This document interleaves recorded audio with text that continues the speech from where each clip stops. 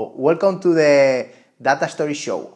This is our first episode from Alex Barrera and me. And so welcome to this first episode. We are going to talk about big data, storytelling, and content marketing for who knows from the same market that we are working, Alex and me.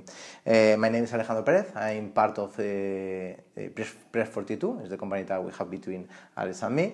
And my background is about storytelling, big data, and reputation in different content and different markets. So thank you for coming here, Alejandro. Well, Alex, big pleasure. It's always great doing some new experiments. So I hope that everyone enjoys the show. So as Alex said, my name is Alex Barrera. I'm the founder and chief wellness officer at Press 42. We deeply care about story and we care a lot about data. So this is going to be a show about the intersection between both and a little bit on the fringes. So everything else that gets into that random bag of thoughts that everyone has when it comes to talking about how to use data, how to use it with content marketing, how to apply it to their businesses and stuff like that. Just a pleasure. I hope you guys enjoy this episode zero. I'm going to say. This is the first test. So let's kick it. Okay, we start. The first question. I think that we can talk a few minutes about the new instant articles released from Facebook the last days. Some people is starting today using, but other people in the United States, for example, is using 2 or 3 days ago. This is a huge change in the strategy for the content in Facebook. Is changing between the content generated for final users to the content generated for media, for big corporations and not final users. Can be this change in the strategy of Facebook a kick in the ass to the user content market? Or what do you think about that only the media or big corporates is working or providing content for this new service in Facebook? It's a good question. I mean, I think before I answer, I think it's important to understand what Facebook is really trying to do here. So essentially, they're trying to leverage their position as a platform, and they've designed a really, really slick interface and sub-platform to publish content within Facebook. So everyone knows that Facebook, you can publish anything. So you have this really ugly box where you put shit in it. But most people use it to put links, so they started acquiring the information from the link and displaying the image. Now they're kind of topping it several notches, and I believe they're literally cloning the Medium experience.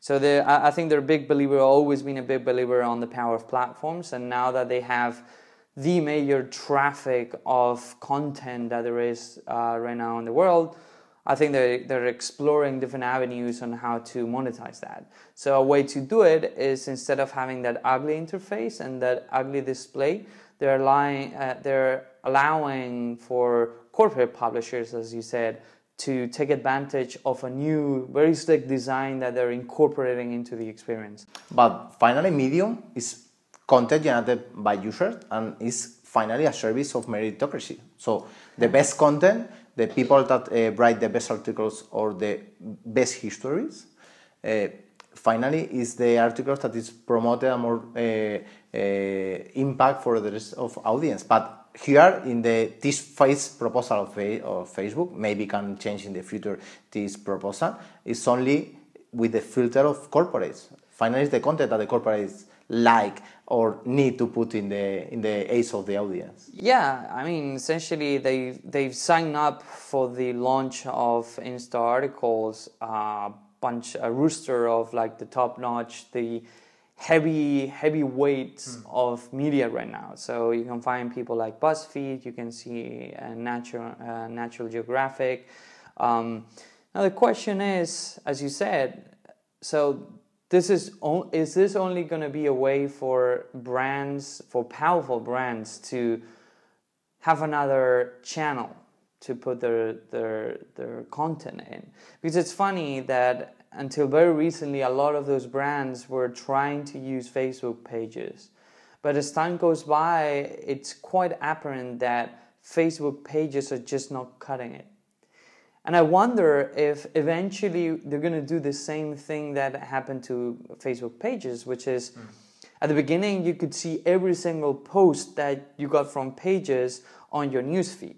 But as the noise increases, they start tuning it or fine-tuning it with the algorithms that are going to cut down the noise. At this moment, it's around 7% of the users, fans from one page, is available to read the content in the news feed.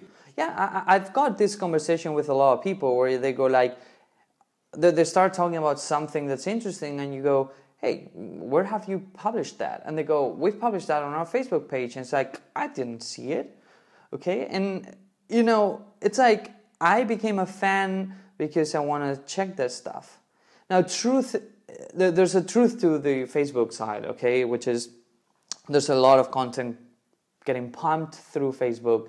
And it's true that a lot of people have this notion of cognitive dissonance, where they start kind of following a lot of pages because they're fans of a lot of things, but then they don't have the time to process all that information. So Facebook does have a point there. Now, I think it's gone to the ridiculous extremes of not being able to literally, I think I have a couple of pages and I think we only reach like, you know, tiny percentage of people. Yeah, finally in Facebook at this moment, for read all the content from one fan page, you need to do 2 or 3 steps. Subscribe, configure the subscribe, request that Facebook send you all the details on all the published content in this Facebook page, and finally it's a lot of difficulty. You don't have the usual in your mind, you need to return, finally you lose a lot of content. But Facebook is doing this for the better of the users, or is doing this for gain more money? Well, and what is going to happen with the advertisement in the instant articles? But because in the preview video, Facebook is not showing any advertising. So no, finally, the companies, the media is paying for promote this content or not? That's a good question because. So I think Facebook is trying to revamp the notion of pages. So they clearly seen that isn't working. So they're offering the big content producers like BuzzFeed, like New York Times, and all those guys. They're offering them a new channel. It's like, hey guys, you're gonna have like your own lane within Facebook. Now, as you said, as you asked before, the question is this gonna be open to final users? End users and, user-driven content? Are you only going to allow big, established, with important reputation brands to use this? And if that's the case, are you going to limit the amount of content they can push through that? So are you going to put a cap? Are you going to let BuzzFeed push absolutely everything they want or just selected stories? And how are you going to deal with that?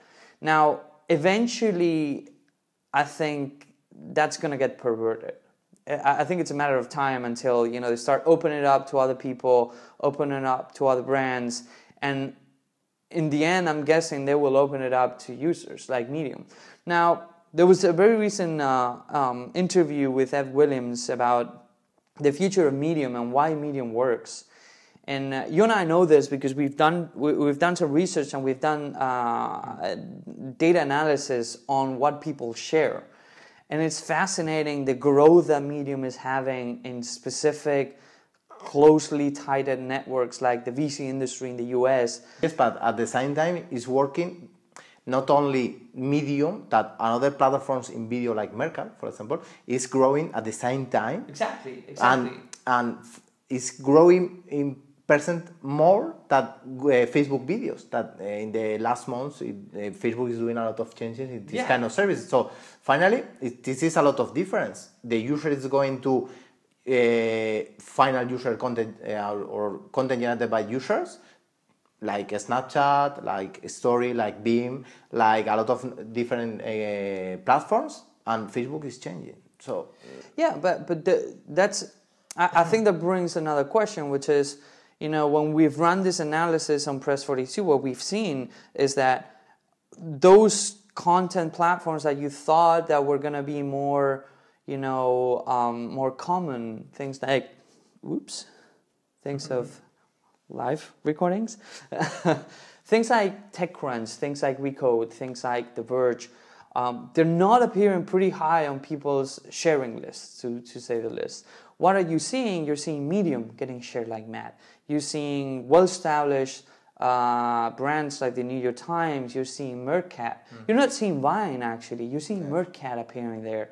And it's fascinating to see, because if you go back to the Facebook instant articles, the question is, that's in a walled garden. Are you going to be able to read that from outside Facebook? And more importantly, are people going to share that outside of Facebook? Because obviously you can share it on Facebook, but only the people that follow me are going to be able to read it. And what we see, for example, National Geographic is publishing content, but finally National Geographic is a premium service that you can subscribe. And here it's going to publish some content, free or not free. Facebook is not saying anything about this.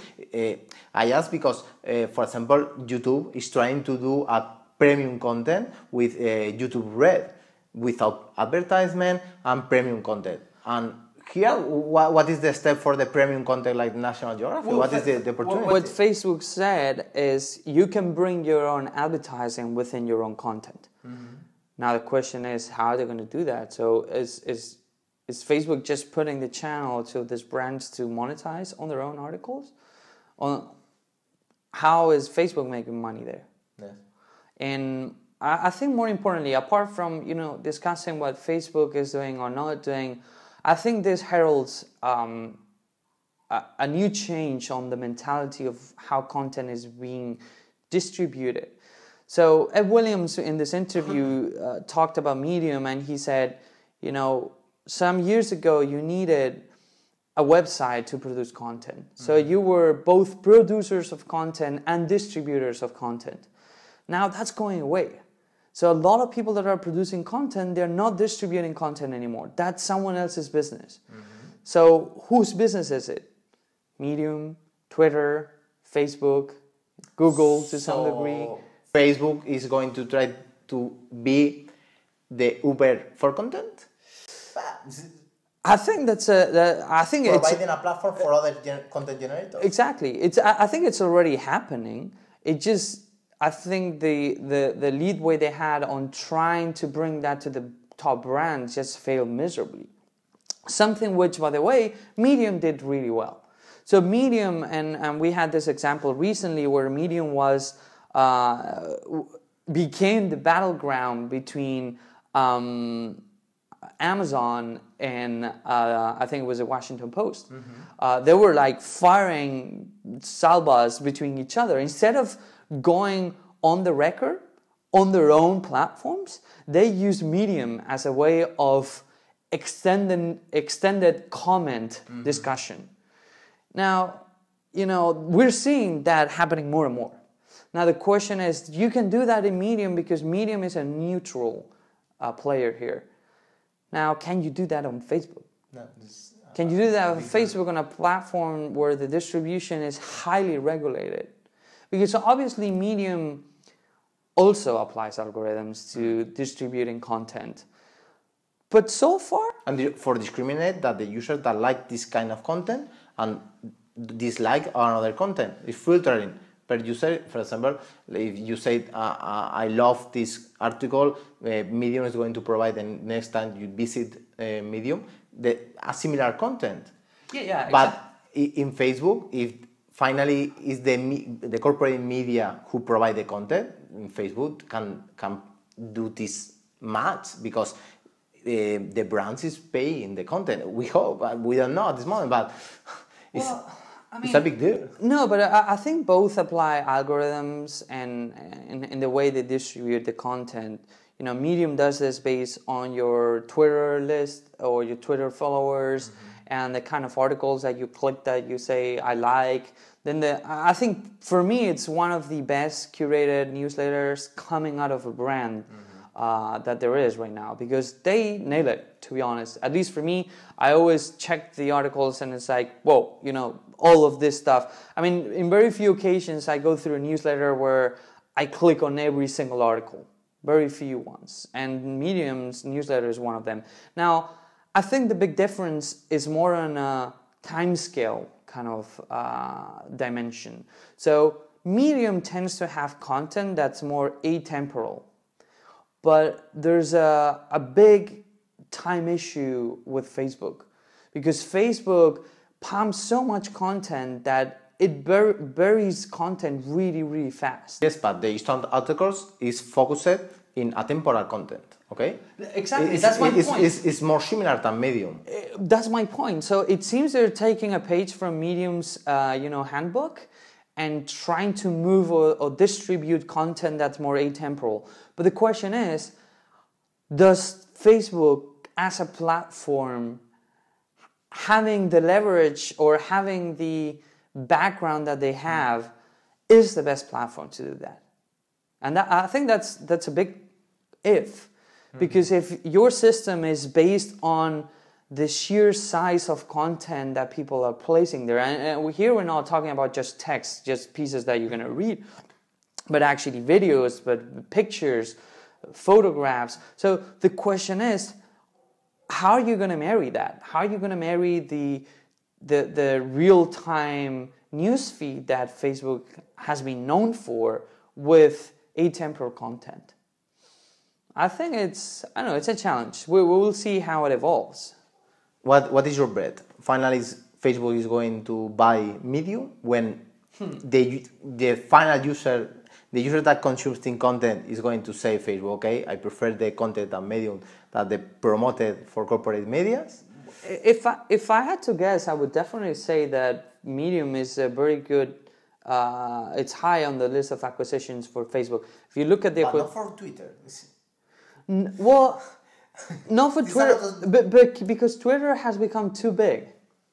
It's too expensive and too big. If you look at how Facebook is applying their acquisition strategies, essentially, what are they buying? They're buying things that are number one on their space, but are an extremely massive and well known at that point. So they bought things like WhatsApp.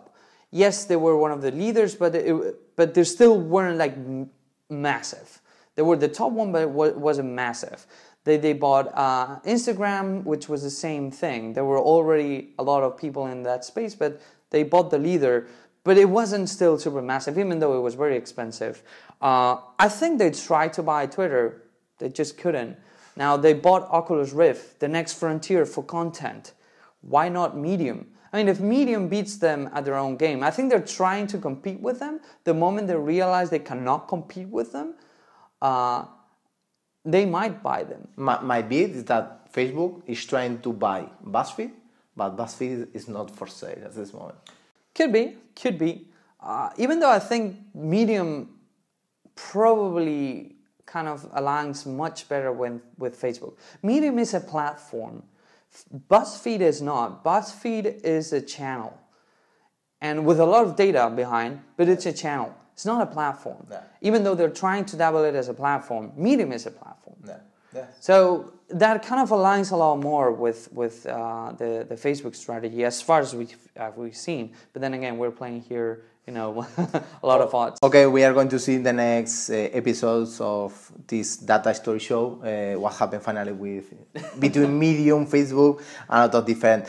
For close the number 0 of this show, we like to share some recommendation with the audience. So, for example, what is your actual book that you are reading, or your favorite series? Well, my actual book, I think people are gonna... Or podcast, or everything that you... Well, there's a bunch of things that I would recommend. First one is I've been very much impressed with what General Electric is doing in both the convergence of data and storytelling and content marketing. Don't worry. In one of the recent things they've done is they just published a podcast. It's called Pivotal, where they tell this pseudo-fictional story about an earthquake in the Bay Area, and then they go through all the technologies and future technologies like IoT and things like that you can use to prevent this kind of things. And obviously putting their own products and assets in the show. But I think it's a very smart way of doing it. It tends to be quite nerdy, and that's their goal. They're trying to appeal to the nerds in the house, to the geeks, which I think it's one of the few brands I've seen that are brave enough to do that. So I think it's a very bold move, and let's see how it evolves. So far, it's quite interesting. And I won't say it is, something like Mr. Robot that we will talk about hopefully soon. But it's definitely interesting. It's an interesting approach, and kudos to the team behind GE for doing it, because I think it's at least a step in the right direction. I need to see. I need to listen. My recommendation today is the new podcast that is published in Stanford University.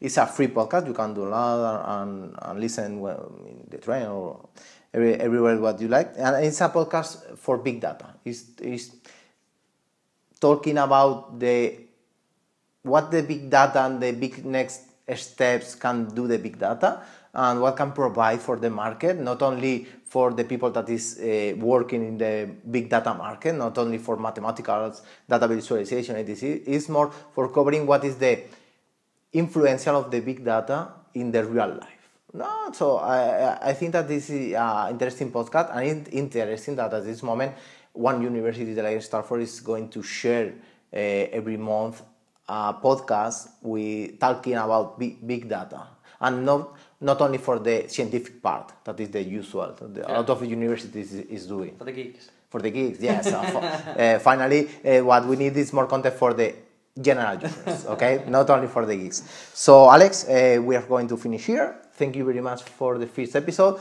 I hope that you take a few minutes for leave your comment below, telling us if you are interested in what kind of content, and if you think that we need to change something. We are open to listen to everyone, and we hope share with you a new episode soon. Thank you very much, Alex. My pleasure, guys. As Alex said, I hope you liked it, and hopefully we'll get better at this. Yes, I'm sure. Okay, bye.